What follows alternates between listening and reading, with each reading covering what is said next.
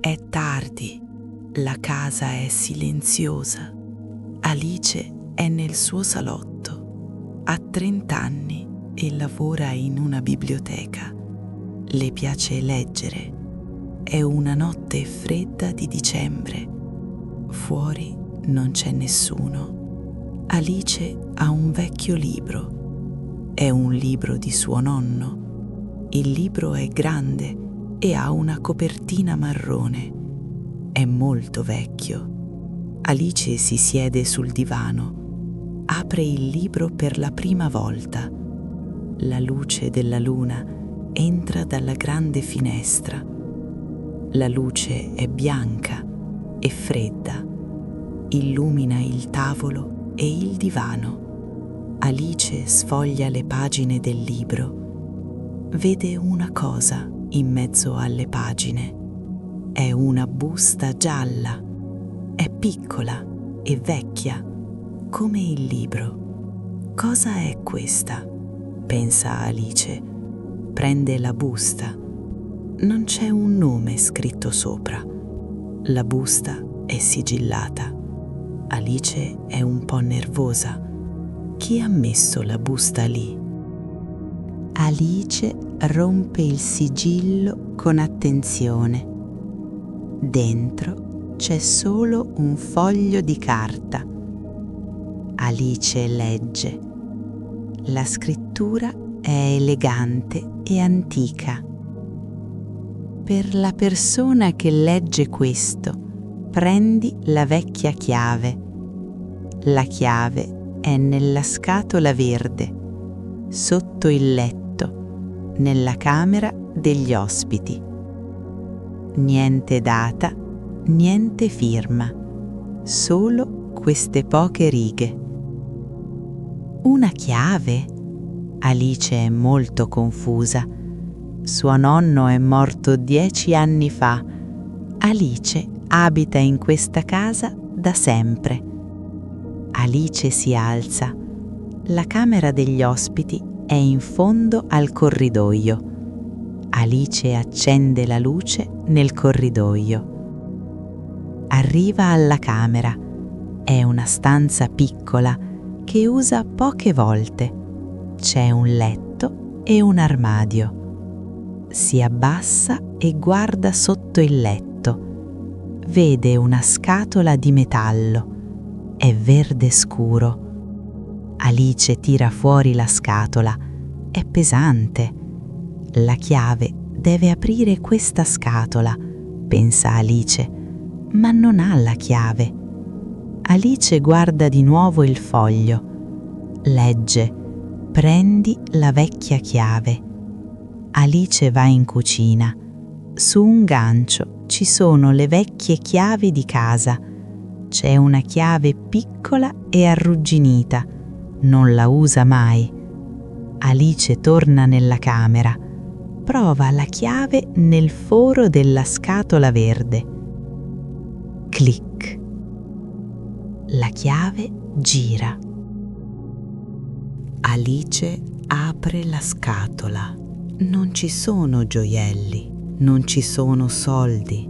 C'è una fotografia. È una foto in bianco e nero, molto vecchia. Nella foto ci sono 2 persone, suo nonno, giovane, e una donna sconosciuta. Si tengono per mano. Sotto la foto il nonno ha scritto: «Sarà sempre il nostro segreto. Addio Milano». Alice è sconvolta.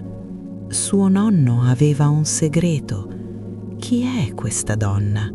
E perché ha scritto «Addio Milano»? Il nonno non ha mai parlato di Milano. Alice gira la foto. C'è una data e un nome scritti a matita.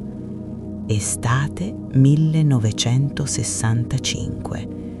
Per sempre tua, Elena. Elena, sussurra Alice. Chi è Elena? Alice prende il suo telefono. Cerca Milano 1965. Troppe cose. Alice esamina la scatola verde. Sotto la foto c'è un altro piccolo oggetto, un anello semplice, d'argento. L'anello ha una piccola incisione dentro. Alice la pulisce. Legge G.E. Settimo. Alice ricorda. Suo nonno aveva un vecchio amico a Milano, un amico che faceva il falegname. Alice chiama sua madre.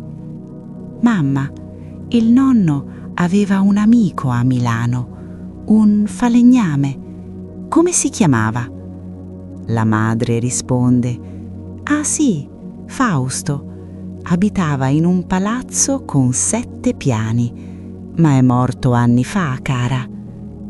7 piani, il numero 7. Alice va alla sua auto. Deve andare a Milano. Alice arriva a Milano nel pomeriggio. Trova la strada dell'amico del nonno. È un palazzo alto. Suona un campanello. Una donna apre. Anna dice: Buongiorno, cerco un signore, si chiama Fausto, falegname. La donna è anziana. Il signor Fausto è morto, ma io sono sua figlia, Marta. Entra, per favore. Alice parla con Marta. Marta, mio nonno era amico di tuo padre. Il nome è Giorgio. Ho trovato una cosa, una foto, con una donna, Elena. Marta sorride. Elena, la musa. Sapevo che un giorno qualcuno avrebbe cercato Elena. Marta spiega: Elena non era la moglie di tuo nonno, era la sua passione. Lavoravano insieme. Lavoravano in cosa?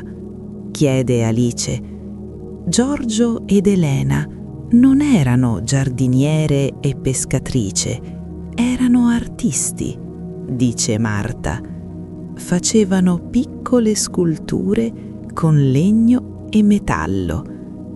Il nonno non era solo un giardiniere, era un artista segreto.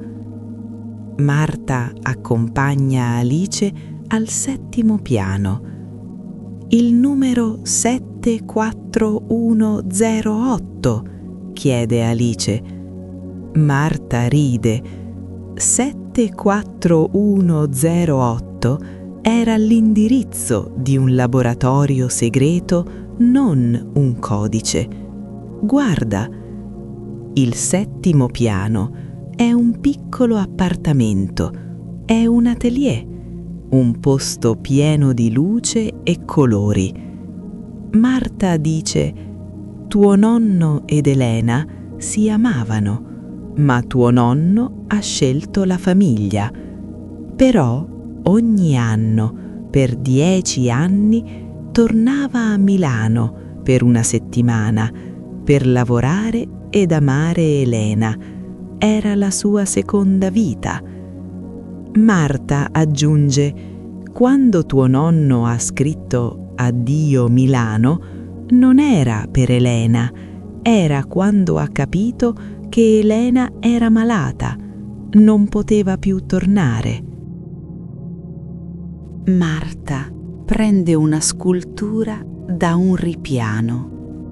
È un piccolo albero fatto di metallo arrugginito e un pezzo di legno lucido. Questo è l'ultimo regalo di Elena per tuo nonno, dice Marta. Elena è morta 2 anni dopo. Ha mandato questo a Giorgio. Lui non l'ha mai aperto. Alice apre la scultura. La scultura si apre come una scatola. Dentro c'è un pezzo di carta. È una lettera, ma più recente. La scrittura è quella di Elena, ma più debole. A Giorgio, mio amore, non piangere. Un giorno la vita ci darà una seconda chance, un'altra notte di luna. Però tu devi tornare alla tua vita e non dimenticare. La vera arte è amare. Ti amo. La tua Elena. Alice è in lacrime.